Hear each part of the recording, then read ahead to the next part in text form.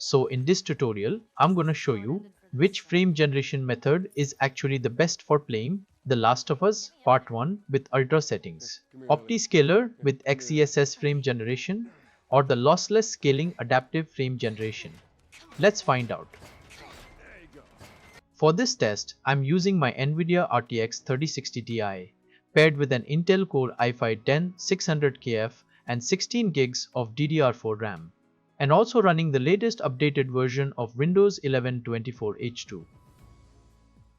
Alright, so first up, let's take a look at how the game performs with XeSS frame generation turned on.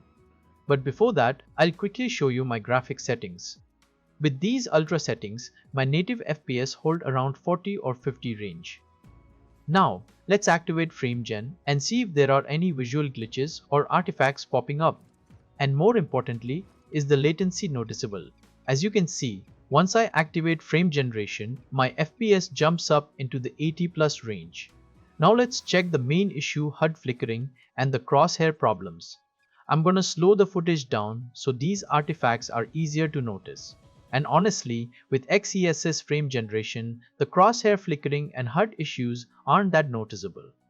We can also use the HUD fix setting to try and reduce this even more, but the problem is that setting isn't very stable and it can actually cause the game to crash. So honestly, it's better to just leave it disabled.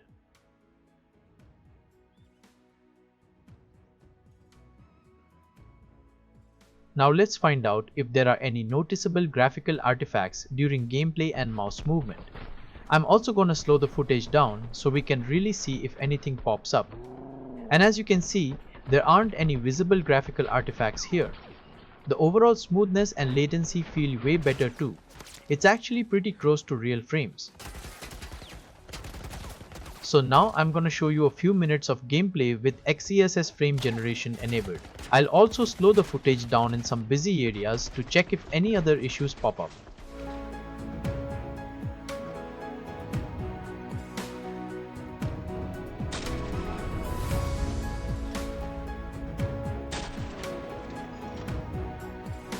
And as you can see, with XeSS frame generation and ultra graphics settings, we can play this game without any noticeable graphical artifacts and with much better latency too.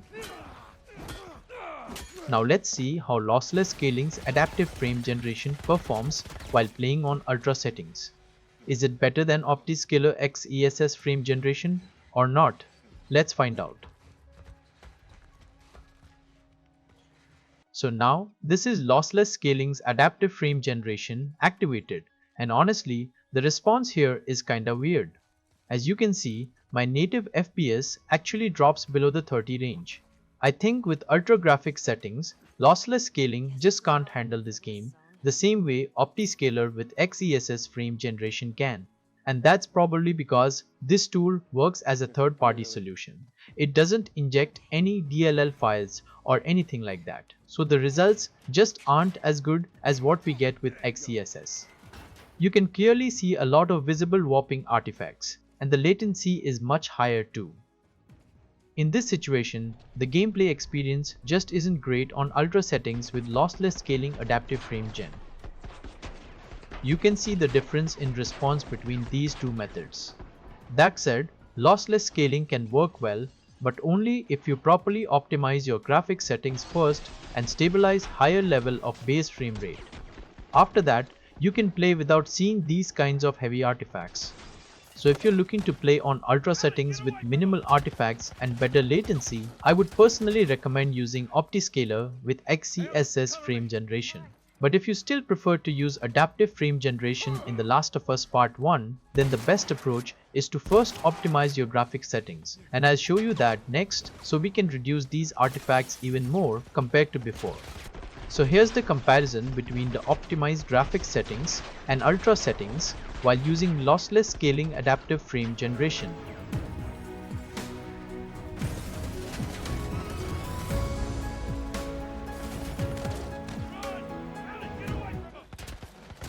Now you can see, by using optimized graphics settings and a better base frame rate, we can actually reduce those graphical artifacts even more, and the latency is also much better than in the previous test. So this is my final conclusion.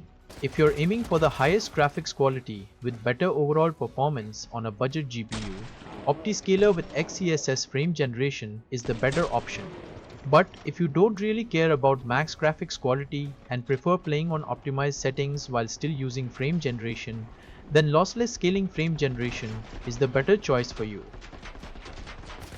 If you have any questions or thoughts about these two different tools, feel free to drop a comment down below. And if you enjoyed the video, don't forget to hit that like button, share it with your friends, and if you feel the channel is valuable, go ahead and subscribe to join the community. Thanks for watching and have a great day.